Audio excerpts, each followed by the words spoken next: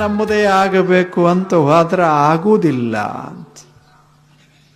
ಮತ್ತು ಎಲ್ಲ ಪಡೆದ ಬಳಕೆ ಆರಾಮ ಪಡಿಬೇಕು ಅಂದ್ರೆ ಅದೂ ಸಾಧ್ಯ ಇಲ್ಲ. ಎಟ್ಟದ ಅಟ್ರಾಗ ಆರಾಮಿರೋದು. 10 ಇದ್ರೆ 10, 20 ಇದ್ರೆ 20, 1000 ಇದ್ರೆ 1000. 4 ಹೋಯ್ತೇನೋ 4 ಬಂತೇನೋ, ಆರಾಮಿರೋದು. ಹೇಳಿ ಮಜಾ ಅದ ಇದು ಜೀವನ. ಇದನ್ನ ಕಲ್ಕೊಂಡು ಬದುಕಬೇಕು ಅಂತ, ಅವಾಗ ಬದುಕು ಚಂದ ಆಗ್ತದೆ, ಸಂಕಷ್ಟಗಳು ಕಡಿಮೆ ಆಗ್ತವ. ಎಲ್ಲ ಕಷ್ಟಗಳು ನಾವೇನಂತೇವಿ, ನಾವು ಬಹಳ ಮುಂದುವರಿತಿದ್ದೇವೆ, ಆದರೆ ಇವ್ರು ನಮ್ಮ ಕಾಲು ಹಿಡಿದು ಜಗ್ಗಿದ್ರು ಅಂತ ಹೇಳ್ಕೋತ ಹೊಂಟೇವೆ. ಯಾರ ಕಾಲು ಹಿಡಿದು ಯಾರು ಜಗ್ಗವ್ರದಾರ? ಅವ್ರವ್ರು ಓಡಿದಾಗ ಅವರೇ ಕಾಲು ಹಿಡಿದು ಜಗ್ಗವ್ರು. ನಮ್ಮ ಮನಸ್ಸೇ ನಮ್ಮನ್ನು ಜಗ್ಗೋದು, ನಮ್ಮ ಮನಸ್ಸೇ ನಮಗೆ ತ್ರಾಸ ಕೊಡೋದು. ಏನು ಎಲ್ಲರೂ ಹೆಗಲ ಮ್ಯಾಗ ಹಾಕ್ಕೊಂಡು ಮ್ಯಾಗ ಕಳಿಸ್ತಾರೇನು? ನಾವು ಇನ್ನೊಬ್ಬರನ್ನ ಜಗ್ತೇವಿ, ಅವ್ರು ನಮ್ಮನ್ನ ಜಗ್ತಾರ. ಇದು ನಡೆಯೋದೇ ಎಂಥದ್ರಾಗ ಹೋಗಬೇಕಷ್ಟೇ ಈ ಜಗತ್ತಿನಾಗ. ಯಾರ ಮೇಲೆ ಆರೋಪ ಮಾಡಿ ಏನು ಮಾಡೋದು? ಶ್ರೀರಾಮನ ಬಗ್ಗೆ ಮಾತಾಡ್ತಿದ್ದೆ. 9600 ವರ್ಷಗಳ ಹಿಂದೆ ರಾಮ ಇದ್ದ ಅಂತ ನಂಬೋದು ನಾವು. 9600 ವರ್ಷಗಳಿದ್ದ ರಾಮ ನಮಗೆ ದೇವರಾಗಿಲ್ಲೇನ್ರಿ? ಇವತ್ತು ದೇವರಾಗಿಲ್ಲ. ಇವತ್ತಿಗೂ ರಾಮಾಯಣ ಪಾರಾಯಣ ಮಾಡೋರನ್ನ ಕಂಡಿದ್ದೇನೆ ನಾನು. ಅಂದರೆ ಒಬ್ಬ ರಾಜಕುಮಾರ ಆಗಿನ ಕಾಲಕ್ಕೆ ಬಹು ಪ್ರಚಲಿತವಾದಂಥ, ಬಹಳ ಜನ ಹೆಂಡಂದ್ರನ್ನ ಲಗ್ನ ಆಗುವಂಥದ್ದು. ರಾಜನೋ ಬಹುವಲ್ಲಭ ಅಂತ ಮಾತು. ರಾಜರಿಗೆ ಮಾರ್ಜಿನ್ ಬೇಕಾದಷ್ಟು ಮದುವೆ ಆಗೋಲ್ರಕು. ಆಗಲಿಲ್ಲವ, ಏಕಪತ್ನಿ ವೃತಸ್ಥನಾಗಿದ್ದ. ಒಂದೇ ಮಾತು, ಎರಡನೇ ಮಾತಿಲ್ಲ ರಾಮಂದು.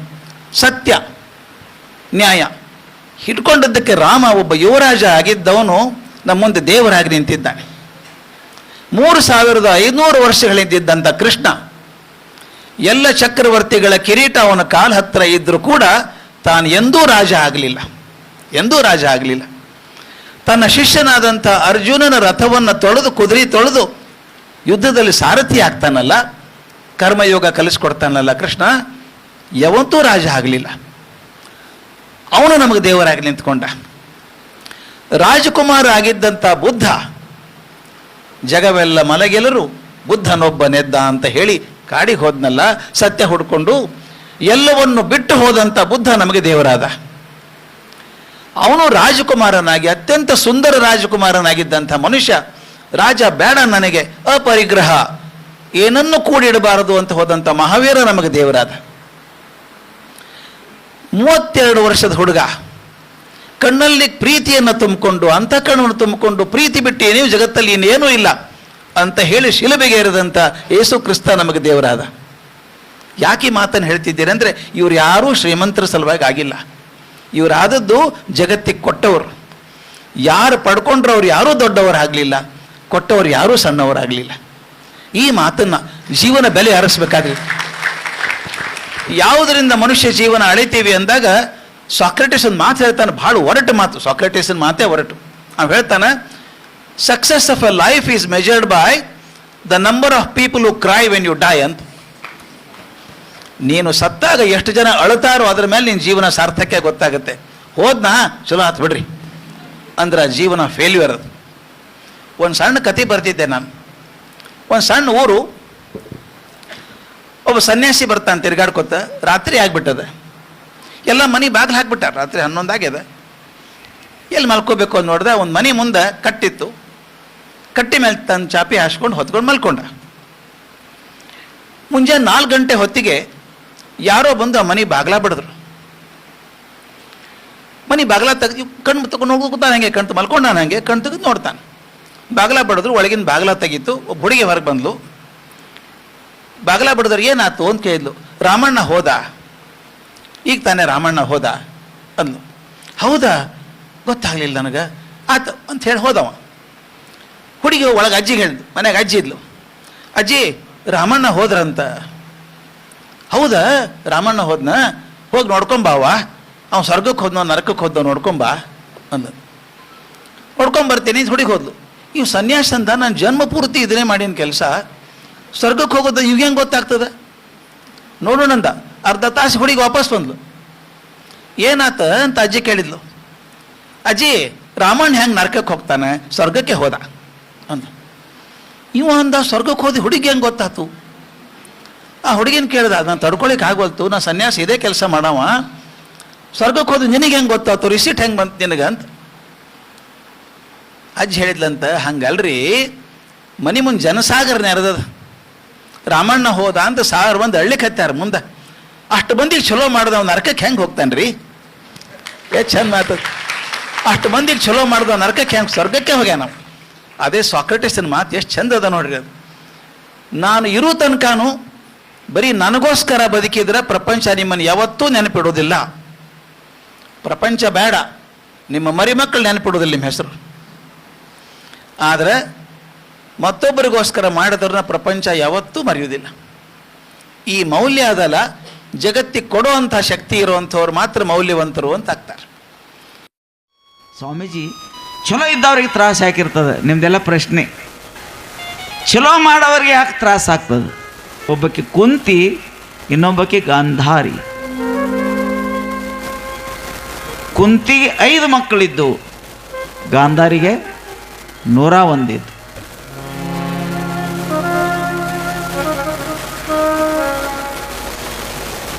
ಆದರೆ 5 ಮಕ್ಕಳಿದ್ದರೂ ಸಹಿತ ಆ ತಾಯಿ, ಒಬ್ರು ಕಳ್ತನ ಮಾಡಬೇಡ್ರಿ, ಒಬ್ರು ಸುಳ್ತನ ಮಾಡಬೇಡ್ರಿ, ಅನ್ಯಾಯ ಮಾಡಬೇಡ್ರಿ, ಬಡದು ಕಸ್ಕೋಬೇಡ್ರಿ, ಸೊಕ್ಕಲೆ ಬದುಕಬೇಡ್ರಿ, ಅಹಂಕಾರದಿಂದ ಇರಬೇಡ್ರಿ, ಇನ್ನೊಬ್ರು ಕೆಡಿಸಬೇಡ್ರಿ, ದಾನ ಮಾಡ್ರಿ, ಧರ್ಮ ಮಾಡ್ರಿ, ಬಿದ್ದವ್ರನ್ನ ಎತ್ತರಿ, ಕಷ್ಟದಲ್ಲಿದ್ದವ್ರು ಬೆನ್ನಿಂದ ನಿಲ್ರಿ, ಕೈಯ ಬಾಯ ಮನಸ್ಸು ಚಲೋ ಇಟ್ಕೊಂಡು ಎಲ್ಲರಿಗೂ ಒಳ್ಳೇದು ಮಾಡ್ರಿ ಅಂತ ಒಬ್ಬಕ್ಕೆ ತಾಯಿ ಕಲಿಸಿಗಳು. 12 ವರ್ಷ 2 ಸಲ ಹಾಕಿ ವನವಾಸ ಆಯ್ತು. ಅದರ ಕಡೆ ಕುಂತಿ ಮಕ್ಕಳ ಗೆದ್ದು ಧರ್ಮರಾಜ ಸಿಂಹಾಸನ ಮೇಲೆ ಕುಂತ. ಗಾಂಧಾರಿಗೆ ನೆಗ್ಯಾನಿಗೆ 101 ಮಕ್ಕಳಿದ್ದು, ಒಂದು ಉಳಿಲಿಲ್ಲ. 16 ಲಕ್ಷ ಸೇನಾ ಇತ್ತು, ಎಲ್ಲ ರಾಜರು ಇವ್ರ ಕಡೆನೇ ಇದ್ರು.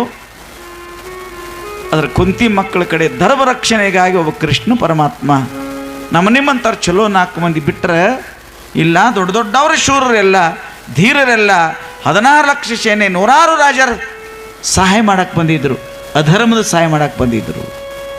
ಬೆಂಕಿಯಾಗ ಒನಾದು ಹಸಿದು ಕೂಡಿ ಅಡ್ಡು ಸುಟ್ಟು ತಂದಂಗೆ 16 ಲಕ್ಷ ಸೇನೆ, 101 ಮಕ್ಕಳು, ಎಲ್ಲರೂ ನೆಲ ಸಮಾನಾಗಿ ರಕ್ತದ ನದಿ ಹರಿತೋ. 5 ಮಕ್ಕಳಿದ್ರು ಕೂಡ ಈ ಮಕ್ಕಳು ಯಾಕೆ ಉಳಿದ್ರಿ? ಧರ್ಮದ ನೀತಿಯಿಂದ ಬಾಳೆ ಬದುಕುವಂಥದನ್ನು ಕಲಿಸುವಂಥ ತಾಯಿ ಸಂಸ್ಕಾರ. ಮೊದಲನೇ ಪಾಠಶಾಲೆ ಯಾವುದ್ರಿ? ಮನೆ. ಮೊದಲನೇ ಗುರು ಯಾರು? ತಾಯಿ. ನಮ್ಮ ಮಕ್ಕಳೆಲ್ಲ ಕೈಯಾಗ ಮೊಬೈಲ್ ಹಿಡ್ಕೊಂಡು ಯಾರೂ ಮಾತು ಕೇಳುವಲ್ಲ, ಒಂದು ಮನೆ ಶೆಟೆತಾವ ಯಾಕೆ ಓದುತ್ತೇನ್ರಿ? ಹೇಳ್ರವ, ಅವು ಇಟ್ಟಿಟ್ಟದಾವ 7ನೇಂತೆ 8ನೇಂತೆ ಒಟ್ಟು ಏನಾದ್ರು ಪುಸ್ ಯಾಕೆ ಮಾಡತ್ತಾವ ಓದುತ್ತೇನ್ರಿ? ಅವನ ಸಂಸ್ಕಾರ ಕಡಿಮೆ ಐತಿ. ದೇವ್ರ ಜಗಲಿ ಮ್ಯಾಗ ಲಕ್ಷ್ಯ ಇಲ್ಲ. ನಮ್ಮ ಅಜ್ಜಿಗಳೆಲ್ಲ ಹಿರಿಯರೆಲ್ಲ ರಾಮಾಯಣ ಮಹಾಭಾರತ ನೀತಿ ಕಥೆ ಹೇಳ್ತೀರ, ಅವ್ರು ಹೋಗಿಬಿಟ್ರು. ಮೊದಲನೇ ಮನೆಯೇ ಪಾಠಶಾಲೆ, ಮೊದಲನೇ ಗುರು ಹಡದಂಥ ತಾಯಿ ಒಬ್ಬಕ್ಕೆ ಕುಂತಿ ನೀತಿ ನ್ಯಾಯ ಧರ್ಮದಿಂದ ಬಾಳೆ ಬದುಕ್ರೆ ಅಂತ ಕಲಿಸರು. ಅವರು ಧರ್ಮ ರಕ್ಷಣೆಗಾಗಿ ಒಬ್ಬ ಗುರು ಹಾಗೆ ಕೃಷ್ಣ ಭಗವಂತ ದೇವರ ಬೆನ್ನಿಂದ ಬಂದ ನಿಂತ. ಮುತ್ತಿನಂಥ 5 ಮಕ್ಕಳಿದ್ದರು ಸಹಿತ ಧರ್ಮ ಹಸ್ತಿನಾಪುರ ಸಿಂಹಾಸನ ಮೇಲೆ ರಾಜ ಧರ್ಮ ಕುಂತ ಎಷ್ಟೋ ವರ್ಷ ಸಮಾಜಕ್ಕಾಗಿ ಧರ್ಮದ ರಾಜ್ಯ ಮಾಡಿರುವಂಥ. ತಂಗಿನ ಕಳಸಾಗ ಬಂದಿದ್ದ ಗಾಂಧಾರಿ ತಮ್ಮ ಅನ್ನ, ಅವ ಯಾರು ಹೇಳ್ರಿ? ಶಕುನಿ. ಅವು ಇಟ್ಟಿಟ್ಟ ಸಣ್ಣಾಗಿದ್ದಾಗಿಂದ ನೀವು ಯಾರಿಗೂ ಮನೆ ಮಾಡ್ರಿ, ಯಾರಿಗೂ ಕೈ ಮುಗಿಬೇಡ್ರಿ, ರಾಜರ ಮಕ್ಕಳದ್ರಿ, ನಿಮಗೆ ಆಗಲಿ, ಅವು 5 ಅದಾವತ್ತನ 5 ಬೆಳ್ಳ ಕಡ್ದಂಗೆ ಅವೆಲ್ಲ ಮುಗಿಸ್ರಿ, ಅಂದ್ರೆ ಸೊಕ್ಕಲೆ ಇರ್ರಿ, ಬಗ್ಗಬೇಡ್ರಿ, ಕೈ ಮುಗಿಬೇಡ್ರಿ, ಹಂಗಂತ ತಿಳ್ಕೊಂಡು ಸಣ್ಣ ಇರುವಂಥ 101 ಮಕ್ಕಳಿಗೆಲ್ಲ ಸ್ವಾರ್ಥ, ಅಹಂಕಾರ, ದ್ವೇಷ ಅನ್ನುವಂಥ ಕೆಟ್ಟ ವಿಷದ ನೀರು ಹನಿಸಿದ. ಗಾಂಧಾರಿ ಮಕ್ಕಳದೊಂದು ದೊಡ್ಡ ಬಳ್ಳಿ, 101 ಮಕ್ಕಳು ಬಳ್ಳಿತ್ತಲ್ಲ, ಆ ಬಳ್ಳೆಲ್ಲನೂ ಕೈ ಆತು. ಆ ಕಾಯಿಗಳೆಲ್ಲ ಕೈ ಆದೋದಕ್ಕೆ ಕಾರಣ ಶಕುನಿ ಅಂತಕ್ಕಂಥ ಒಬ್ಬ ಯಾವಾಗಲೂ ದ್ವೇಷದ ಕೆಟ್ಟ ಸಂಸ್ಕಾರ ನೀರು ಹಾಸೋದ್ರಿಂದ ಅಖಂಡವಾಗಿರ್ತಕ್ಕಂಥ ಒಂದು ಮನಿತನ ದ್ವೇಷದಲ್ಲಿ ನಡ್ಕೋತು. ಸಂಘ 2 ರೀ. ಶಕುನಿ ಮಾಮನ ಸಂಘ ಮಾಡಿದವರು ಗಾಂಧಾರಿ ಮಕ್ಕಳು. ತಾಯಿ ಸಂಸ್ಕಾರ ಕೃಷ್ಣ ಭಗವಂತನ ಸಾನ್ನಿಧ್ಯದಲ್ಲಿದ್ದವರು ಪಾಂಡವರು. ಕೊನೆಗೆ ವಿಜಯ ಕಷ್ಟ ಆದ್ರೆ ಆಯಿತು, ಆದರೆ ವಿಜಯ ಯಾರಿಗೆ ಆತಂದ್ರೆ ಪಾಂಡವರಿಗೆ ಆಯ್ತು. ಇನ್ನೊಂದು ಮಾತು ನಿಮಗೆ ಗೊತ್ತಿರಲಿ, ಸ್ವಾಮೀಜಿ ಚಲೋ ಇದ್ದವ್ರಿಗೆ ತ್ರಾಸ ಹಾಕಿರ್ತದೆ. ನಿಮ್ದೆಲ್ಲ ಪ್ರಶ್ನೆ, ಚಲೋ ಮಾಡೋರಿಗೆ ಯಾಕೆ ತ್ರಾಸ ಆಗ್ತದೆ? ನಿಮಗೆ ಇನ್ನೊಂದು ಮಾತು ಹೇಳಿ, ಮೈನ ಗಿಡಕ್ಕೆ ಕಲ್ಲು ಯಾಕೆ ಹೋಗ್ತಾರು? ಬೇವಿನ ಗಿಡಕ್ಕೆ ಕಲ್ಲು ಹೋಗೋದು ಯಾರು ನೋಡ್ರಿ? ಮಾಯಿನ ಗಿಡಕ್ಕೆ ಯಾಕೆ ಹೋಗಿತಾರೆ? ಬೇವಿನ ಗಿಡಕ್ಕೆ ಯಾಕೆ ಹೋಗಂಗಿಲ್ಲ? ಮಾಯಿನ ಗಿಡ ಒಂದು ಕಲ್ಲು ಹೊಡೆಸ್ಕೊಂಡ್ರೆ ಏನು ಕೊಡ್ತದೆ? ಸಿಹಿಯಾದಂಥ ಹಣ್ಣು ಕೊಡ್ತದೆ. ಒಳ್ಳೆದರದ ಪರೀಕ್ಷೆ ಇರ್ತದೇನ, ಕೆಟ್ಟದ ಪರೀಕ್ಷೆ ಇರೋಂಗಿಲ್ಲ. ಬಂಗಾರ ಬೆಂಕಿಯಾಗ ಹಾಕಿ ಸುಟ್ಟು ನೋಡ್ತಾರೆ, ಗಟ್ಟೈತಿ ಇಲ್ಲ ಅಂತ ತಿಳ್ಕೊಂಡು ಕಟ್ಟಿಗೆ ಎಟ್ಟೋ ಸುಡ್ತಾರೆ, ಅವೇನು ಬಂಗಾರ ಆಗಂಗಿಲ್ಲ ಜೀವನದೊಳಗೆ. ದೂರ ದುರ್ಜನರ ಸಂಘ ಅದು ಭಂಗವಯ್ಯ. ಜೀವನದಲ್ಲಿ ಒಳ್ಳೆ ಕೆಟ್ಟದನ್ನು ನಾವು ಮಾಡೋಕ್ಕೆ ಹೋಗಬಾರ್ದು. ಜೀವನದಲ್ಲಿ ನಮ್ಮ ಸಮಾಜದೊಳಗೆ ಈಗೊಂದು 30-40 ವರ್ಷದೊಳಗೆ ನಮ್ಮೆಲ್ಲ ಹೊಸ ಪೀಳಿಗೆ ಐತೆ, ಎಲ್ಲ ಕೆಟ್ಟು ಹೋಯ್ತು. 10 ಹೆಜ್ಜೆಗೊಂದು ದಾಬೆ ಅದು. ಊರು ಸುತ್ತಮುತ್ತ ಕುಡಿ ಸಂಗತಿ ಬಂದು ಎಲ್ಲೋ ಮುಚ್ಚಿ ಮರ್ಯದಲ್ಲಿ ಯಾರೋ ಕುಡಿದು ಗಪ್ ಚುಪ್ ಇರ್ತಿದ್ರು. 8ನೇಂತೆ 10ನೇಂತೆ ಹೋಗುವಂಥ ಹುಡುಗರೆಲ್ಲ ಕುಡಿದು ಬಾಗಲಾಗಿ ಬೀಳಾಕತ್ತು. ಇವಾಗ ಹನುಮಪ್ಪನ ಗುಡಿಯಾಗೋ ಬ್ರಹ್ಮದೇವ್ರ ಗುಡಿಯಾಗ ಒಂದು ಮಂಗಳಾರತಿ ನಡೆದ್ರೆ ಒಂದು 10 ಮೋಟರ್ ಸೈಕಲ್ ನಿಲ್ಲಂಗಿಲ್ಲ. ಒಂದು ದಾಬೆ ಮುಂದೆ ದಿನ 200 ಮೋಟರ್ ಸೈಕಲ್ ನಿಲ್ತಾವ. ಭಾರ ಆದರೂ ಸಹಿತ ನಿಮ್ಮ ಮಕ್ಕಳು ನಿಮ್ಮ ಮನೆಗೆ ಬರಂಗಿಲ್ಲ. ಇದು ಯಾರ ಸಂಘ? ರೊಕ್ಕ ಹಾಳಾಯ್ತು, ಮರ್ಯಾದೆ ಹಾಳಾಯ್ತು, ಮನೆಯಿಂದ ಶಾಂತಿ ಹೋಯ್ತು. ನಿಮ್ಮ ವಂಶದ ದೀಪ ನಿಮ್ಮ ಮುಂದೆ ಹಾರಿ ಅವನ ಫೋಟೋಕ್ಕೆ ನೀವು ಹಾರ ಹಾಕಿ ಬಡ್ಕೊಂಡು ಅಳುವಂಥ ಪ್ರಸಂಗ ಬಂದಿಲ್ಲ? ಹೇಳ್ರನು, ಎಷ್ಟು ಪುಡಿ ತಿನ್ನೋ ಹುಡುಗರಿಲ್ಲ, ಎಷ್ಟು ಕುಡುಕರಿಲ್ಲ. ದೇಶ ಕೆಡಬಾರ್ದು. ಒಂದು ಮನೆ ಚಂದ ಆದ್ರೆ ಓನ್ ಚಂದ ಆಗ್ತದೆ, ಓನ್ ಚಂದ್ರ ಆದ್ರೆ ಊರಾಗ್ತದೆ, ಅಲ್ಲಿಂದ ತಾಲೂಕು ಜಿಲ್ಲಾ ಆಗ್ತದೆ. ಅಖಂಡ ಭಾರತ ದೇಶ ಧರ್ಮೋಂತರ ರಾಷ್ಟ್ರ. ನೀವು ಎಲ್ಲೆಲ್ಲಿ ನೋಡ್ತೀರಿಲ್ಲ ಅದೆಲ್ಲವೂ ನಿರಂತರವಾಗಿ ಬದಲಾಗ್ತದೆ. ಆಗ್ತದಿಲ್ರಿ? ನಿನ್ನೆ ಮೊಗ್ಗೆ ಇತ್ತು, ಇವತ್ತು ಹೂ ಆಗೈತಿಲ್ರಿ? ಇವತ್ತು ಚಂದ ಹೂ ಆಗಿದೆ, ನಾಳೆ ಬಾಡ್ತದಿಲ್ರಿ? ನಾಳೆ ಬಾಡಿದ್ದು 4 ದಿವಸ ಆದ ಬಳಿಕೆಲ್ಲ ಎಲ್ಲಿ ತೆಳಗೆ ಬಂದು ಮಣ್ಣಾಗ ಹೋಗಿ ಮುಚ್ಚಿ ಮಾಯ ಆಗ್ತದಿಲ್ಲೋ? 8 ದಿನ ಮೊದಲು ಹೂವು ಇದ್ದಿದ್ದಿಲ್ಲ, 8 ದಿನ ಆದ ಬಳಿಕು ಒಂದಿಷ್ಟ ಖಾನೆ ಒಂದು ದಿವ್ಸ 4 ದಿವಸದೊಳಗೆ ಮಣ್ಣಾಗ ಹೋಗಿ ಮಾಯ ಆಗ್ತದಲ್ಲ. ಖಾನಿ ಕಣ್ಣಿಗೆ ತೋರಿ ಬದಲಾಗ್ತಾ ಹೋಗಿ ಒಂದಿವ್ಸ ಮಾಯ ಆಗೋದತ್ತೆಲ್ಲ. ನಮ್ಮ ಸುತ್ತಮುತ್ತ ಇರೋದು ಎಲ್ಲವೂ ನಾವು ಹಾಗೆ. ಒಂದು ಹೂವು 8 ತಾಸು ಅರಳಿ ಬಾಡಿ ಒಂದು 2 ವರ್ಷನಾಗ ಅದೆಲ್ಲ ಚೆಲ್ಲಿ ಹೋಗ್ತದೆ. ನಾವೊಂದು 80 ವರ್ಷ 90 ವರ್ಷದೊಳಗೆ ನಮ್ಮ ಬದುಕು ಬಾಡ್ತದೆ. ಈಗ ನಮ್ಮ ಅಜ್ಜ, ನಮ್ಮ ಮುತ್ಯ ಹಿಂದಿನವ್ರು ಯಾರೇ ನಾವು ತೋರ್ಸಕ್ಕೆ ಹೋದ್ರೆ ಕಾಣ್ತಾರೇನೋ. ಆದರೆ ನಾವು 50-60 ವರ್ಷ ಬದುಕೇವ, ಅವ್ರು 110 ವರ್ಷ ಬದುಕಿದ್ರು. ಆದರೆ ಭಾಳ ಚಲೋದು ಉಂಡು ಅವ್ರು ಚೆನ್ನಾಗಿ ದುಡಿದು 110 ವರ್ಷ ಬದುಕಿರಂತ ತಿಳ್ಕೊಂಡು ಅವರು ಬಾಡೋದು ನಿಲ್ಲಲಿಲ್ಲ. ಅವ್ರ ಬದುಕಿನ ಪ್ರವಾಹ ಅಂತಕ್ಕಂಥದ್ದು ನಿಲ್ಲಲಿಲ್ಲ. ಅದಕ್ಕೆ ಸಂತರ ಬಹಳ ಸುಂದರವಾದಂಥ ಒಂದು ಮಾತನ್ನು ಹೇಳ್ತಾರೆ, ಯಾವಾಗಲೂ ಬದಲಾಗ್ತದೆ ಈ ಪ್ರಪಂಚ, ಯಾವಾಗಲೂ ಬದಲಾಗ್ತದೆ. ನಾವು ಯಾವಾಗಲೂ ಬದಲಾಗ್ತದೆ. ನಮ್ಮ ಸುತ್ತಮುತ್ತ ಎಲ್ಲ ಭಾಳ ಚಂದಗದಿ ದೊಡ್ಡದು ಖರ್ಚು ಮಾಡಿ ಒಂದು ಮನೆ ಕಟ್ಟ್ಯಾರೆ ಅಂತ ತಿಳ್ಕೋರಿ. ಭಾಳ ದೊಡ್ಡ ಎಲ್ಲ ಕಾಲಮ್ ಹಾಕಿ ಒಂದು ಚಲೋ ದೊಡ್ಡದು ಮನೆ ಕಟ್ಟ್ಯಾರೆ ಅಂತ ತಿಳ್ಕೋರಿ. ಆ ಮನೆ ಕಟ್ಟಿದ ಬಳಿಕ ಆ ಮನೆ ಎಷ್ಟು ವರ್ಷ ಇರ್ತದ್ರೆ ಭಾಳ ಚಲೋ ಅದ್ರ 100 ವರ್ಷ ಇರಂಗಿಲ್ಲ. 100 ವರ್ಷ, ಒಂದು 10-20 ವರ್ಷ ಹೆಚ್ಚ. ಅದ್ರ 100-200 ವರ್ಷ ಆದ ಬಳಿಕ ಸಣ್ಣಗೆ ಒಂದು ಸ್ವಲ್ಪ ಗಾಡಿ ಸಡ್ಲಾಗ್ತಾವ, ಬಾಗಿಲು ಕೊಳ್ಯಾಕೆ ಹತ್ತಾವ, ಮ್ಯಾಗಿಂದ ಸೋರಾಕತ್ತದ. 100 ವರ್ಷ ಆದ ಬಳಿಕ ಅಂತ ಗಟ್ಟಿ ಕಲ್ಲಿನ ಮನೆ ಒಂದಿನ ಹೊಳ್ತದ. ಅಂದ್ರೆ ಯಾವುದು ಜಗತ್ತಿನೊಳಗೆ ಬಂದದ, ಯಾವುದು ನಿರಂತರವಾಗಿ ಸಾಗಲಿಕ್ಕತ್ತೆ ಅದ ಕಾಲ ಪ್ರವಾಹದಲ್ಲಿದೆ, ಅದು ಒಂದು ದಿನ ಈ ಜಗತ್ತಿನೊಳಗೆ ಮರಿ ಆಗ್ತದೆ. ಬರೋದು, ಜಗತ್ತಿನಲ್ಲಿ ಇರೋದು, ಜಗತ್ತನ್ನು ಬಿಟ್ಟು ಹೋಗೋದು, ಇದೆಲ್ಲರೂ ಸಹಜವಾದದ್ದೇ. ಈ ಯಾವ್ರೇ ಒಂದು ಬಸ್ ನೀವು ಕುಂತಿರ್ತೀರಿ, ಯಾವ್ರಿ ಒಂದು ಬಸ್ನ್ಯಾಗ ಕುಂತಿರ್ತೀರಿ, ಎಲ್ತಾನ ಹೋಗ್ತೀರಿ? ಒಟ್ಟು ಅದು ಬೆಳತಾನೆ ಎಲ್ಲಿ ಹೋದತ್ತೆ ಎಲ್ಲಿ ಹೋಗತ್ತೀರೇನು? ಏನು ಹರಿಯೋದು ಕೂತಾರ ರಾತ್ರಿ ಅದು ಮಕ್ಕೊಳಕ್ಕೆ ಬಸ್ ಹೋಗುತ್ತೆ ನಾವು ಒಟ್ಟು ಹೋಗೋದಾಗ್ತದೆ. ಬಸ್ಸಿನಾಗ ಕುಂತಿರ್ತೀವಿ, ನಮ್ಮ ಊರು ಬರೋತನ ಕೂಡ್ತೀವಿ, ನಮ್ಮ ಊರು ಬಂದು ಕೂಡಲೇ ಗಾಡಿ ಬಿಟ್ಟು ನಾವು ಇಳಿತೀವಿ. ಅದರ ಬಸ್ಸಿನೊಳಗೆ ಕೂತ್ರೂ ಸಹಿತ ನಾವೊಂದು ಮಾತಂತೀವಿ. ಏನಂತೀವಿ ಹೇಳ್ರಿ? ಯಾರೇ ಸರಿ ಅಂತ ಅಂದ್ಕೊಳ್ಳಿ ಏನಂತೀರಿ? ಕುಂಡ್ರಂದ್ರೆ ಏನಂತೀರಿ? ನನ್ನ ಸೀಟ್ ಐತಿ ಅಂತೀವಿ ಇಲ್ಲೋ? ಕನ್ನಡನ್ಯಾಗ ಹ್ಞೂ ಅನ್ರಿ. ಯಾರೇ ಸರಿದು ಕೊಡ್ರಿ, ನಮ್ಮ ಊರು ಬರೋಣ ಸೀಟ್ ಹೆಗಲ ಮೇಲೆ ಇಟ್ಕೊಂಡು ಇಳಿಸ್ಕೊಂಡು ತೊಗೊಂಡು ಹೋಗ್ತೀವ ನಮ್ಮ ಮನೆಗೆ. ಸೀಟ್ ನಮ್ದಂತೀವಿ, ನಮ್ಮ ಊರು ಬರೋಣ ತೊಗೊಂಡು ಹೋಗ್ತೀವನ? ಇವು ಸೀಟ್ ನಂದಂದ, ಆ ಸೀಟ್ ನಗಾಕೈತು ನೀವು ನಕ್ಕಂಗೆ. ಆ ಸೀಟ್ ಯಾಕೆ ನಕ್ಕಿತ್ ಗೊತ್ತದನ್ರಿ?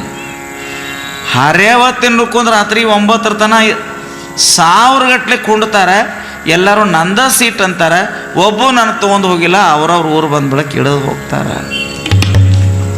ಏನದ ಅದು? ಎಂದು ಗಾಡಿ ತಯಾರಾಗೈತಿ 20 ವರ್ಷ 15 ವರ್ಷ ರೋಡ್ ಮ್ಯಾಗ ಓಡಾಗದೈತಿ.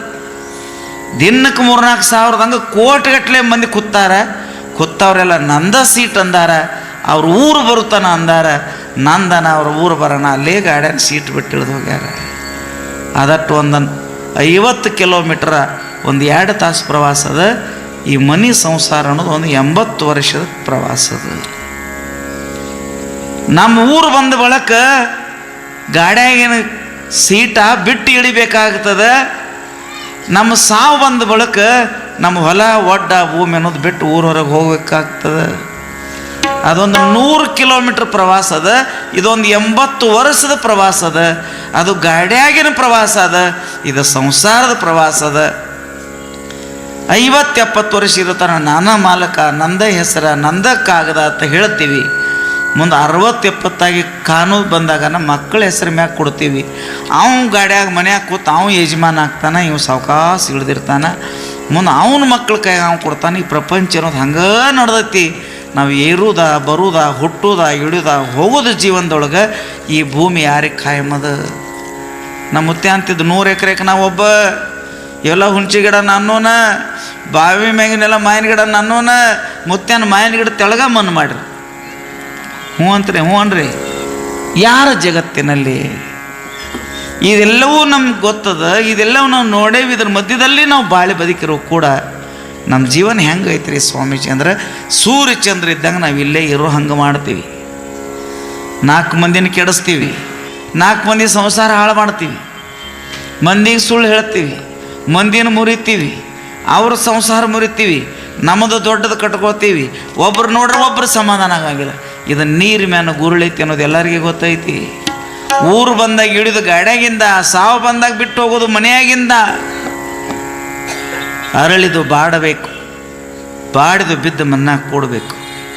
ಪ್ರಾರಂಭ ಆದ ಪ್ರವಾಸ ಒಂದಿನ ನಿಲ್ಲಬೇಕು. ತೊಟ್ಲೊಳಗೆ ತೂಗಿರುವಂಥ ಮಗು ಒಂದಿನ ಹೋಗಿ ಮನ್ನಾಗ ಮಕ್ಕೋಬೇಕು. 2 ದಿನ ತೊಟ್ಲಾಗಿರ್ತದೆ ಹೇಳ್ರಿ? ತೊಟ್ಲಾಗ 100 ವರ್ಷ ಇರೋಕ್ಕಾಗ್ತದೆ? ತೊಟ್ಲಾಗ ತೂಗಿದ್ದೀವಿ, ಅಂಬಿಗಾಲ ಹಾಕ್ತು, ಗಾಡಿ ಹಿಡಿದು ನಡೀತು, ಓನ್ಯಾಗ ಓಡಾಕೈತು, ಬ್ಯಾಗ್ ಕಟ್ಕೊಂಡು ಸ್ಕೂಲ್ಗೆ ಹೊಂಡಿತು, ಡಿಗ್ರಿ ಮಾಡಿತು, ಮದುವೆ ಮಾಡ್ಕೋತು, ಹೊಲಕ್ಕೆ ಹೊಂಡಿತು, ಆಫೀಸ್ಗೆ ಹೊಂಡಿತು, ಮದುವೆ ಆಯಿತು, ಮಕ್ಕಳಾದವು, ಅವ್ರ ಮಕ್ಕಳು ದೊಡ್ಡವರಾದರು, ಮೊಮ್ಮಕ್ಕಳಾದರು, ಮೊಮ್ಮಕ್ಕಳು ಮದುವೆ ಆಯಿತು, ಮರಿಮಮ್ಮಗ ಹುಟ್ಟಿದ ಆಟೋ ತಾನೇ. ಇದು ಬಾಡಂಗಿಲ್ಲ. ಯಾವ ಜೋಳ ತಿಂದ್ರೆ ಏನು, ಯಾವ ಅಕ್ಕಿ ತಿಂದ್ರೆ ಇದು ಬಾಡಂಗಿಲ್ಲೇನೋ. ಮೊಮ್ಮಕ್ಕಳಿಗೆ ಕೊಂಚಿ ಕಟ್ಟೋತಾನ ಈ ತಲೆ ಮ್ಯಾನ ಕೂದಲೆಲ್ಲ ಹೋಗಿರ್ತಾವ ಉದುರಿ. ಅಲ್ಲಿ ಮರಿಮಮ್ಮಗ ಅನ್ನೋದೊಂದು ಹೊಸ ಚಿಗತಿರ್ತದೆ. ಒಂದು ಮಗ್ಗಿ ಅರಳಕ್ಕೆ ಚಲೋ ಆಗಿರ್ತದೆ. ಇಲ್ಲಿ ಮೊಟ್ಟ ಮೊದಲು ಇರ್ತಕ್ಕಂಥ ಒಂದು ಹಳಿ ಬಾಡಿದಂಥ ಹೂವು ತನ್ನ ಪ್ರಾಣ ಕಳ್ಕೊಂಡು ಕಂಬಳೆ ಹಾಕ್ಕೊಂಡು ಊರವ್ರಿಗೆ ಹೋಗಿರ್ತಾರೆ ಜೀವನದೊಳಗೆ. ಕಾಲ ಮೇಲೆ ಕೈಯ ನೂರಿ ಕೋಲು ಹಿಡಿಯದ ಮುನ್ನ 2 ಜನ ಅಂತವ್ರು ಮದುವೆ ಆಯಿತು. ಮದುವೆಯಾಗಿ ಸುಂದರವಾಗಿ ಪ್ರಪಂಚ ಸಂಸಾರ ಪ್ರಾರಂಭ ಆಯಿತು. ಕೆಲವು ದಿನ ಹೋದ ಬಳಿಕ ಮನೆಯೊಳಗೆ ಹೊಂದಾಣಿಕೆ ಆಗಲಿಲ್ಲ. ಹಿರಿಯರು ಕಟ್ಟಿದ ಒಂದಿಷ್ಟು ಮನೆ ಇತ್ತು, ಮನೆಯೊಳಗೆ ನಟ್ ನಡು ಒಂದು ಗೋಡೆ ಹಾಕಿ 2 ಬಾಗಿಲದು. ಡಿವೈಡ್ ಅಂತಿರ ಗೊತ್ತೈತೆ ಅಂದ್ರೆ ಬ್ಯಾರೆ ಆಗೋದು ಅಂತಿರಲ್ಲ. ನೀವು ಮದುವಾತು, 4 ಮಕ್ಕಳದು, ಸಂಸಾರ ನಡೀತು, ಮನ್ಯಾಗ ಹೊಂದಾಣಿಕೆ ಆಗಲಿಲ್ಲ. ಮುಂದೇನಾಯ್ತು? ಭೂಮಿ ಒಳಗೆ ಪಾಲಾಯ್ತು, ಮನೆಯೊಳಗೆ ಪಾಲಾಯ್ತು. ನಟ್ ನಡು ಗೋಡೆ ಹಾಕಿ ಇವ್ರಿಗೊಂದು 4 ರೂಮ್, ಅವ್ರಿಗೊಂದಿಷ್ಟು ಬಾಗಲು ಒಂದಿಷ್ಟು, ಅಂಗಳ ಒಂದಿಷ್ಟು, ಹಿತ್ತಲು ಒಂದಿಷ್ಟು ಅಂತ ಪಾಲಾಯ್ತು. ಪಾಲಾದ ಬಳಿಕ ಹಳ್ಳ್ಯಾಗ ಪಾಲಂದ್ರೆ ಗೊತ್ತಾತ್ಲಿ, ಅವ್ರು ಒಂದಿಷ್ಟು ಇವ್ರು ಒಂದಿಷ್ಟು ಏನೋ ಹಂಚ್ಕೊಂಡ್ರು. ಹಂಚಿಕೊಂಡ ಬಳಿಕ ನಡೀತಲ್ಲ ಜೀವನ. ಅವ್ರದವ್ರು ದುಡಿಯೋದು, ಇವ್ರು ದುಡಿಯೋದು. ಅವ್ರ ಮನೆಯಲ್ಲಿ ಅವರೆಲ್ಲ ದುಡಿತಿದ್ರು, ಮಕ್ಕಳ ಮರಿ ಇದ್ರು. ಇವ್ರ ಮನೆಯಲ್ಲಿ ಇವ್ರು ಚೆನ್ನಾಗಿದ್ರು, ಮಾಡಿದ್ರು. ಇದು ಹಳ್ಳಿ ಕತೆರಿ. ಹಳ್ಳಿ ಊರಾಗ ಮನೆ ಹಿಂದೊಂದು ಹಿತ್ತಲತ್ತಿರ್ತದ, ಗೊತ್ತದ? ಇಬ್ರು ಅಣ್ತಮ್ಮರು ಹಿತ್ತಲಿತ್ರೆ, ಹಿತ್ತಲೊಳಗೆ ಒಂದು ಸಣ್ಣ ಬೇವಿನ ಗಿಡ, ಬೇವಿನ ಸಣ್ಣ ಸಸಿ, ಒಂದು ಸಣ್ಣದು. ಎಲ್ಲೋ ಒಂದು ಹಕ್ಕಿ ಪಕ್ಷಿ ಒಂದು ಕಾಗೆ ತಿಂದ ಚೆಲ್ಲಿತ್ತು ಒಂದು ಬೀಜ, ಬೇವಿನ ಬೀಜ. ಹಿತ್ತಲಾಗ ಒಂದಿಷ್ಟು ಬಚ್ಚಲು ನೀರು ಹೋಗ್ತಿದ್ದುರೆ. ಆ ಬಚ್ಚಲು ನೀರಕ್ಕೆ ಹಿತ್ತಲಾಗ ಒಂದು ಬೇವಿನ ಗಿಡ ನಾಟ್ತೀರಿ. ಬೇವಿನ ಗಿಡ ನಾಟಿ ಬಚ್ಚಲು ನೀರು ಬಿದ್ದು ಒಂದಿಟ್ಟು ಸಣ್ಣದಿತ್ತು. ದೊಡ್ಡದು ಒಂದು 5-6 ವರ್ಷ ಯಾರು ಆ ಕಡೆ ಲಕ್ಷ ಇಲ್ಲ, ಅದ್ರ ಕಡೆ ಯಾರು ನೋಡ್ತಿದ್ದಿಲ್ಲ. ಇವ್ರು ಯಾರು ಚೆನ್ನಾಗಿದ್ರು. ಒಂದು 4-6 ವರ್ಷ ಆದ ಬಳಿಕ ಬಚ್ಚಲ ನೀರಿಗೆ ಒಂದು ಎಲ್ಲೋ ಬಿದ್ದು ಬೇವಿನ ಬೀಜ ಇಟ್ಟು ಚಲೋ ಗಿಡ ಆತಂದ್ರೆ ಹಿಂದೆ ಹಿತ್ತಲಾಗೆಲ್ಲ ನೆರಳು ಕೊಡುವಂಟು ಎಲ್ಲ ದೊಡ್ಡ ಟೊಂಗಿಗಳ ಶಾಖೆಗಳದು. ದೊಡ್ಡ ಗಿಡ ಹಿತ್ತಲು ತುಂಬೆಲ್ಲ ನೆರಳು ಬೀಳಾಕೈತು. ಪಕ್ಷಿ ಹಕ್ಕಿ ಕುಂಡಾಕತ್ತು. ಚಂದ ಬ್ಯಾಸಿಗೆ ನೆರಳು ಬೀಳಾಕೈತು. ಅವಾಗ ಈಚೆ ಕಡೆ ದೊಡ್ಡವ ಇದ್ದಲ್ಲ ಅನ್ನ ಸಾವಕಾಸ ಒಂದು ಟ್ಯಾಕ್ಟ್ರಿ ಇಟ್ಟಂಗಿ ತೊಗೊಂಡು ಬಂದ ಆ ಬೇವಿನ ಗಿಡ ತಮ್ಮ ಸೀಮ್ಯಾಗ ಮಾಡ್ಕೊಂಡು ಗಾಡಿ ಕಟ್ಟಾಕ ಚಾಲು ಮಾಡಿದ. ಇಟ್ಟಂಗಿ ಬಂದು ಗಾಡಿ ಕಟ್ಟೋದು ಶುರು ಆದ ಕೂಡಲೇ ಅದನ್ನ ಗಿಡ ಒಳಗೆ ತೊಗೊಂಡು ತನ್ನ ಸೀಮ್ಯಾಗ ತೊಗೊಳವ ಹಿತ್ಲಾಗವ. ಅಚ್ಚಿ ಕಡೆ ಅವ್ರ ಕಿಡಿಕ್ಯಾನ್ ನೋಡ್ರಿ. ಅವ ಹೋಗಿದ್ದು ಸಣ್ಣ ಹೊಲಕ್ಕೆ ಬಂದು ಕೂಡಲೇ ಕಿವಿ ತುಂಬಿರು, ಏನ್ರಿ ಬೇವಿನ ಗಿಡ ಹೋಗ್ತೈತೆ? ಏನಂದ್ರು? ಬೇವಿನ ಗಿಡ ಹೋಗ್ತೈತೆ. ಅಕಸ್ಮಾತ್ ಹಿಂಗ ಸುಮ್ಮ ಕೂತ್ರೆ ನಮ್ಮ ಸೀಮೆಯಾಗಿರುವಂಥ ಗಿಡ ಹಂಗ ಕೊಡಾಕ್ ಬರ್ತೈತಿ, ತಕರಾರು ಮಾಡ್ರಿ ಅಂದ್ರು. ಗೌಂಡಿಗೆ ಬಂದು ಬೇದ್ರು, ಕಟ್ಟೋದು ಕ್ಯಾನ್ಸಲ್ ಅಂದ ನಾವು. ಯಾಕತ್ತೀವ್ ನನ್ನ ಸೀಮೆಯಾಗತ್ತೀವ್? ನಿಮ್ಗೊಂದು ಮಾತು ಗೊತ್ತಿರಲಿ, ಇವು ಹಚ್ಚಿಲ್ಲ, ನೋಡ್ರಲ್ಲ, ಇವು ಹಚ್ಚಿಲ್ಲ, ಅವು ಹಚ್ಚಿಲ್ಲ. ಏನು ದೊಡ್ಡ ಹೋಗಿ ಒಂದು ಸಸಿ ತೊಗೊಂಡು ಬಂದು 100 ರೂಪಾಯಿ ಕೊಟ್ಟು ತೆಗ್ಗ ಹೊಡೆದು ಗೊಬ್ಬರ ಹಾಕಿ ಎಲ್ಲ ಹಚ್ಚಿ ಮಾಡಿ ನೀರು ಹಾಕಿಲ್ಲ. ಯಾವುದೋ ಒಂದು ಪಕ್ಷಿ ತಿಂದು ಚೆಲ್ಲಿತ್ತದು. ಬೇವಿನ ಗಿಡ ಬಾಯಿಗೆ ಹಿಡ್ಕೊಂಡು ಬಂದಿತ್ರೆ ಕಾಗಿ ಕುಂತ್ಕೊಂಡದ ಮ್ಯಾಗಿಂದೆಲ್ಲ ತಿಂತು ತ್ವಾಟಿ ಹಾರಿ ಹಂಚಿನ ಮ್ಯಾಗ ಹಾರಿ ಹೋಗುತ್ನ್ಯಾಗ ಬಾಯಾಂದ ಬೀಜ ಒಗದಿತ್ತು. ಬಚ್ಚಲು ನೀರು ಬಿದ್ದಿದ್ದು. ಇವು ಹಚ್ಚಿಲ್ಲ, ಅವು ಹಚ್ಚಿಲ್ಲ. ಸಣ್ಣದಿತ್ತು ತನಕ ಗೊತ್ತಾಗಲಿಲ್ಲ. ಇಬ್ಬರು ಇದಕ್ಕೆ ಸಂಬಂಧ ಇಲ್ಲ. ಯಾವುದೋ ಕಾಯಿ ತಿಂದು ಉಗುಳಿತ್ತು. ಗಿಡ ದೊಡ್ಡದಾಗಿ ನೆರಳು ಕೊಡಾಕೈತಲ್ಲ. ದೊಡ್ಡವ ಸಾವಕಾಸ ಸೀಮ್ಯಾಗ ತಗೋಬೇಕತ್ತ ಗಾಡಿ ತಿರುವಾಕವಾದ. ಸಣ್ಣವ್ ತಕರಾರು ಮಾಡಿದ. ಊರು ಪಂಚರ್ ಬಂದರು, ಇಬ್ರು ತಿಳಿಸಿ ಹೇಳ್ರು, ಜಗಳ ನಿಲ್ವಾತ್ರಿ. ಎದ್ರ ಸಲುವಾಗಿ? ಬೇವಿನ ಗಿಡ ಸಲುವಾಗಿ. ಈ ಬೇವಿನ ಗಿಡ ಜಗಳ ಎಲ್ಲಿ ಹೋತೋ ಗೊತ್ತೈತೆ ಅಂದ್ರೆ ಕೋರ್ಟಕ್ಕೆ ಹೋತ್ರಿ. ಎಲ್ಲಿ ಹೋತು? ಅವೊಬ್ಬ ವಕೀಲಿಟ್ಟ, ಇವೊಬ್ಬ ವಕೀಲ್ನಿಟ್ಟ. ಅವ ವಕೀಲ ಫೀ ತುಂಬಾವ, ಇವ ವಕೀಲ್ ಫೀ ತುಂಬಾವ. 8 ವರ್ಷವ ಇಂಥ 100 ಬೇವಿನ ಗಿಡ ಹಚ್ಚು ಅಟ್ಟು ರೊಕ್ಕ ಹೋದು. 30 ವರ್ಷ ಏನ್ರಿ? 30-35 ವರ್ಷಗಳ ಪರ್ಯಂತರವಾಗಿ ಬೆಳಗಾವಕ್ಕೂ ಹೋತು, ಚಿಕ್ಕೋಡಿ ದಾಟ್ತು, ಬೆಂಗಳೂರಕ್ಕೂ ಹೋತು. ಏನು ದೊಡ್ಡ ವಕೀಲ್ ರೇಟ್ ಅವ್ರ ಮನೆಯವ್ರು ಹೇಳ್ತಿದ್ರು, ಲಕ್ಷ ಹೋಗಲಿ ಬಿಡೋದಿಲ್ಲ. ಏನಂತೀರಿ ಹೆಣ್ಮಕ್ಳ ಮನೆಯವ್ರ? ಲಕ್ಷ ಹೋಗಲಿ ಬಿಡೋದಿಲ್ಲ. ಯಾರನ್ನ? ಬೇವಿನ ಗಿಡ. ಮಜಾ ಇಲ್ಲ? ಲಕ್ಷವಾದ್ರೆ ಹೋಗಲಿ ಬಿಡೋದಿಲ್ಲ. ಇವತ್ತಿನ ದಿನ ಬೆಂಗಳೂರಿಗೆ ಹೋಗಲಿ, ದಿಲ್ಲಿಗೆ ಹೋಗಲಿ, ಕರೆ ಬಿಡೋದಿಲ್ಲ ಬೇವಿನ ಗಿಡ. 30 ವರ್ಷನಾಗ ಇಂಥವು 100 ಗಿಡ ಬರ್ತಿದ್ದು. 8 ಲಕ್ಷ ಖರ್ಚಾಯಿತು. ಎರಡೂ ಮನೆ ಸಂಬಂಧ ಕೆಟ್ಟಿತು. ಸ್ವಾರ್ಥ ಹೆಂಗೈತಿವ?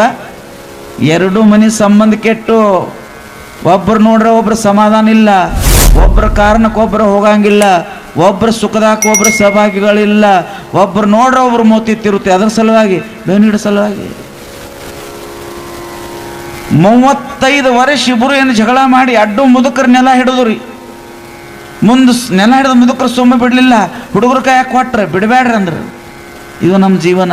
ಏನಂದ್ರೆ ನಮ್ಮ ಹುಡುಗರಿಗೆ ಅದು ಬೇಕಾದಂಗೆ ಹೋಗಲಿ, ಒಟ್ಟ ಸೋಲುದಿಲ್ಲ, ಖರ್ಚು ಮಹತ್ವದಲ್ಲ, ಬಿಡುದಿಲ್ಲ ಅಂತ ಹುಡುಗರು ಕೈಯಾಗ ಕೇಸ್ ಕೊಟ್ರು. ಅವು 20 ವರ್ಷ ಜಗಳಾಡೋದು, 50 ವರ್ಷ ಹೋಯ್ತು.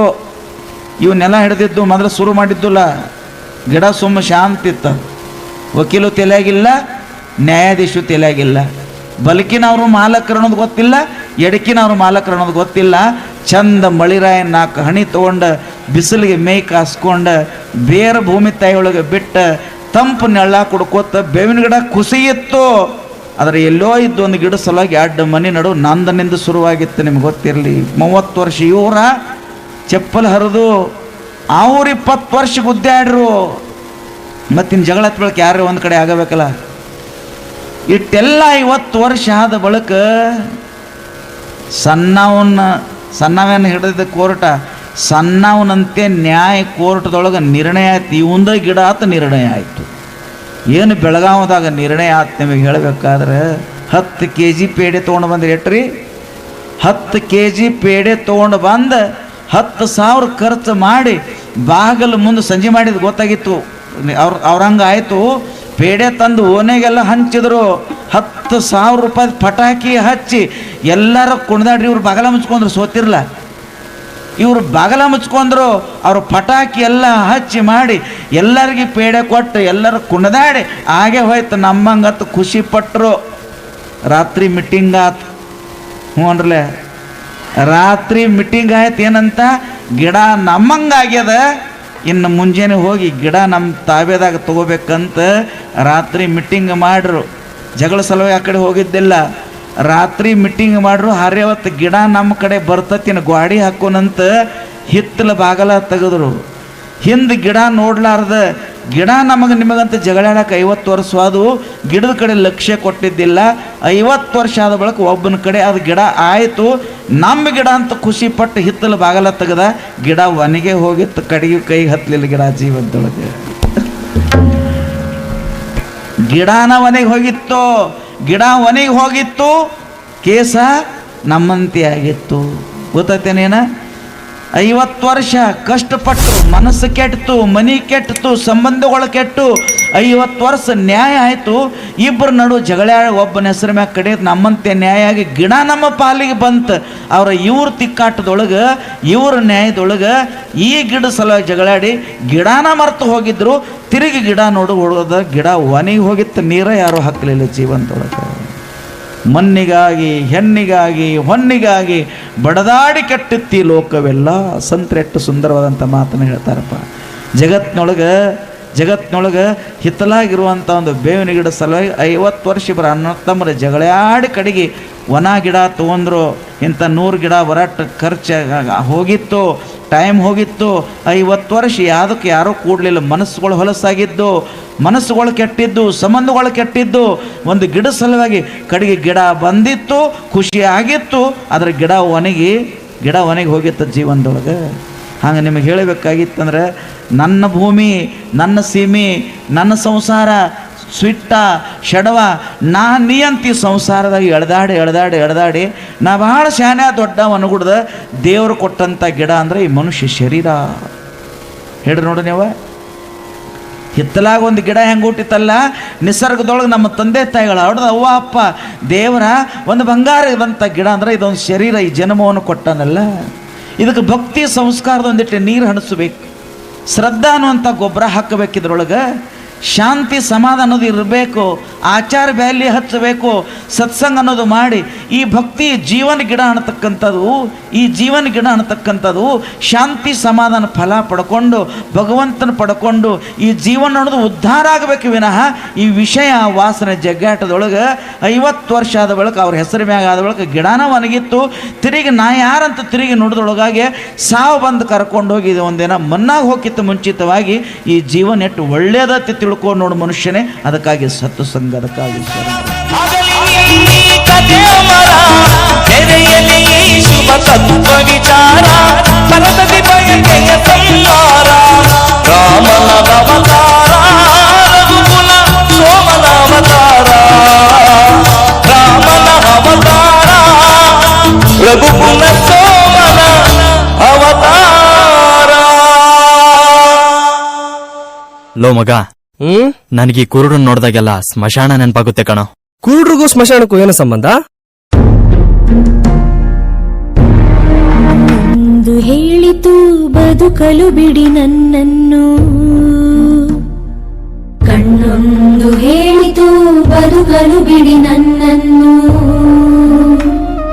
ಸುಟ್ಟು ಬೂದಿ ಮಾಡದಿರಿ ಮಣ್ಣಿಗಾಕಿ ಮುಚ್ಚದಿರಿ, ಸುಟ್ಟು ಬೂದಿ ಮಾಡದಿರಿ ಮಣ್ಣಿಗಾಕಿ ಮುಚ್ಚದಿರಿ, ಮಣ್ಣಿಗಾಕಿ ಮುಚ್ಚದಿರಿ. ನಿನ್ನ ಪಯಣ ಮುಗೀತೆಂದು ಆರಿಸದಿರು ದೀಪವನಿ, ಬೆಳಕಿದ್ದು ಕತ್ತಲೆಯಲ್ಲಿ ಸಾಗುವ ಜೀವಕ್ಕೆ ದೀಪವಿಟ್ಟು ಮುಂದೆ ಸಾಗು ನೀ.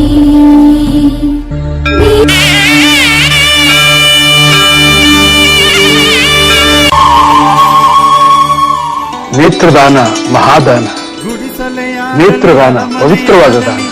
ನಮ್ಮ ಈ 2 ಕಣ್ಣುಗಳಿಂದ ಇಬ್ಬರು ಅಂಧರಿಗೆ ಕಣ್ಣುಗಳು ಬರೋದಾದ್ರೆ ನಾನು ಮಾತ್ರ ಅಲ್ಲ, ನಮ್ಮ ಮನೆಯವರ ಮಕ್ಕಳ ಮೊಮ್ಮಕ್ಕಳಾದಿಯಾಗಿ ನಮ್ಮ ಕಣ್ಣುಗಳನ್ನು ದಾನ ಮಾಡೋದಕ್ಕೆ ನಾವು ಸಿದ್ಧವಾಗಿದ್ದೇವೆ. ಅಮೂಲ್ಯವಾದ 2 ಕಣ್ಣುಗಳು ಮಣ್ಣು ಪಾಲಾಗುವುದಕ್ಕಿಂತ ಕತ್ತಲಲ್ಲಿ ಕುಳಿತಿರುವ ಇಬ್ಬರು ಅಂಧರಿಗೆ ದಾರಿದೀಪವಾಗಲಿ. ಎಲ್ಲರೂ ಮನಸ್ಸು ಮಾಡೋಣ. ಅಂದ್ರೆ ನೇತ್ರದಾನ ಮಹಾದಾನ. ನಾವು ನಮ್ಮ ಕಣ್ಗಳನ್ನ ಕೊಟ್ರೆ ಇನ್ನಿಬ್ಬರಿಗೆ ಕಣ್ಗಳು ಬರುತ್ತೆ. ಸೊ ಹಾಗಾಗಿ ನೇತ್ರದಾನ ಮಾಡಿ, ಅದು ತುಂಬಾ ಒಳ್ಳೆಯದು. ನಾನು ಯಾಕೆ ಈ ಮಾತುಗಳನ್ನ ಹೇಳ್ತಾ ಇದ್ದೀನಿ ಅಂದ್ರೆ, ನಮ್ಮ ತಂದೆಯವರು ನಿಧನರಾದಾಗ ಅವ್ರ 2 ಕಣ್ಗಳು ಇನ್ನೊಬ್ಬ ಜೀವಕ್ಕೆ ಜಗತ್ತನ್ನ ತೋರಿಸ್ಕೊಡ್ತು. ಹಾಗಾಗಿ ನೇತ್ರದಾನ ಮಾಡಿ, ಎಲ್ಲರಿಗೂ ಒಳ್ಳೇದಾಗಲಿ. Thank you so much. Appu ತುಂಬಾ ಯಂಗ್ ಇದ್ರು, ಅವ್ರ ಕಣ್ಗಳು ತುಂಬಾ ಈಕ್ವಾಲಿಟಿ ತುಂಬಾ ಚೆನ್ನಾಗಿತ್ತು. ಸೊ ಅದಕ್ಕೆ ಅಪ್ಪು ಅವ್ರ ಕಣ್ಗಳನ್ನ ಶನಿವಾರ ದಿವಸ ನಾನು ಹೇಳಿದ್ನಲ್ಲ ಆಪರೇಷನ್ ಮಾಡಿದ್ವಿ. ಅದು ಇಬ್ಬರಲ್ಲ 4 ಜನರಿಗೆ ಆ ಕಣ್ಗಳನ್ನ ಜೋಡಿಸಿದ್ವಿ, ಥಿಂಕ್ ಮಾಡೋದಿಲ್ಲ. ಸೊ ಆದ್ರೂ ಕೂಡ ಅಷ್ಟು ಕಾಳಜಿ ಇದೆ ಅವ್ರಿಗೆ ನೇತ್ರದಾನದ ಬಗ್ಗೆ. ಆ ಕಣ್ಗಳನ್ನ ದಾನ ಮಾಡಿ ಒಂದು ಒಳ್ಳೆ ಸಂದೇಶ ಕಳಿಸಿದ್ದಾರೆ ಸರ್ ನಮ್ಮ ಜನರಿಗೆ. ಸೊ ಅದಕ್ಕೆ ನಾನು ಕೇಳೋದಿಷ್ಟೇ, ಎಲ್ಲರೂ ಈ ನೇತ್ರದಾನಕ್ಕೆ ಮುಂದೆ ಬರಬೇಕು. ನೇತ್ರದಾನ ಒಂದು ಪವಿತ್ರವಾದ ದಾನ. ಅದು ತೀರದ ಮೇಲೆ ಮಾಡುವಂತ ಒಂದು ಕಾರ್ಯ ಅಲ್ವಾ. 6 ಗಂಟೆ ಒಳಗೆ ಆಗಬೇಕು. ಅದು ಸುಟ್ಟು ಬೂದಿ ಪಾಲ್ ಮಾಡೋದು ಅಥವಾ ಕೂತು ಮಣ್ಪಾಲ್ ಮಾಡೋದಕ್ಕಿಂತ ಅದನ್ನು ದಾನ ಮಾಡಿ ಕತ್ತಲಲ್ಲಿ ಕುಳಿತಿರುವ ಅಂಧರಿಗೆ ಒಂದು ಬೆಳಕು ನೀಡುವ ಒಂದು ಕಾರ್ಯ ಎಲ್ಲರೂ ಮಾಡ್ಬೇಕು. ಸಂಪೂರ್ಣವಾಗಿ ಹೋಗಿಲ್ಲ, 2 ಕಣ್ಣಲ್ಲಿ ಬಿಟ್ಟು ಹೋಗಿದ್ದೇನೆ, ನಮ್ಮನ್ನ ನೋಡ್ತಾ ಇದೆ. ಅದು 4 ಜನಕ್ಕೆ ಆಗಿದೆ. ಇದು ನಮ್ಗೆ ಒಂದು ಶಕ್ತಿ. ಇಲ್ಲಿ ಈ ಜಾಗ ಯಾಕೆ ಅಂದ್ರೆ 3 ಜನ, ನಮ್ಮ ಅಪ್ಪಾಜಿ, ಅಮ್ಮ, ನನ್ನ ತಮ್ಮ 3 ಜನ ಇಡೀ ಕುಟುಂಬದ ಸಮೇತ ಅವ್ರ ಕಣ್ಗಳನ್ನ ಇಲ್ಲಿ ಬಿಟ್ಟು ಹೋಗಿದ್ರೆ ಯಾವ ಅಭಿಮಾನಿ ದೇವರುಗಳು ಅದನ್ನ ನೋಡ್ತಾ ಇದ್ರೆ ನೀವೆಲ್ಲ ನೋಡ್ಬೋದು. ಅಪ್ಪಾಜಿ ಅವರು ಅವ್ರ ಸಿನಿಮಾಗೆ ಎಂಟರ್ ಆಗಿದ್ದೆ, ಬೇಡ ಕಣ್ಣಪ್ಪ ಇದ್ರೆ 2 ಕಣ್ಣನ್ನ ದೇವರಿಗೆ ದಾನ ಮಾಡ್ತಾರೆ. ಅವ್ರು ಹೋಗ್ತಾರೆ 2 ಕಣ್ಣನ್ನ ಅಭಿಮಾನಿ ದೇವರುಗಳಿಗೆ ಕೊಟ್ಟು ಹೋಗ್ತಾರೆ. ಇದು ಅವ್ರ ಜೀವನದಲ್ಲಿ ಬರೆದಿರುವಂತ ಒಂದು ಸಂದೇಶ ದೇವರು. ಇದನ್ನ ಪುಣ್ಯಕ್ಕೆ ನಮ್ಮ ಅಮ್ಮನೂ ಮಾಡಿದ್ರು, ನನ್ನ ತಮ್ಮನೂ ಮಾಡಿದ್ರು. ನಮ್ ತಂದೆನೇ ನಮ್ ಕಣ್ಗಳನ್ನೆಲ್ಲ ದಾನ ಮಾಡಿ ಹೋಗಿದ್ದಾರೆ. ಅವರು ಮೊದಲನೇ ಸಲ ಡಾಕ್ಟರ್ ಭೇಟಿ ಮಾಡಿದಾಗ ಮೊಮ್ಮಕ್ಕಳು ಆದಿಯಾಗಿ ಎಲ್ಲಾರ ಕಣ್ಣು ದಾನ ಮಾಡ್ತೀವಿ. ಹಿಂದೆ ಮನುಷ್ಯ ಹೋದ ಮೇಲೆ ಒಂದು ಉಪಯೋಗ ಆಗ್ತಾನೆ ಅಂದ್ರೆ ಇದಕ್ಕಿಂತ ಒಂದು ದೊಡ್ಡ ಗುಣ ಏನ್ ಬೇಕು ನಮ್ಗೆ ಅಂತ ನಮ್ಮ ತಂದೆ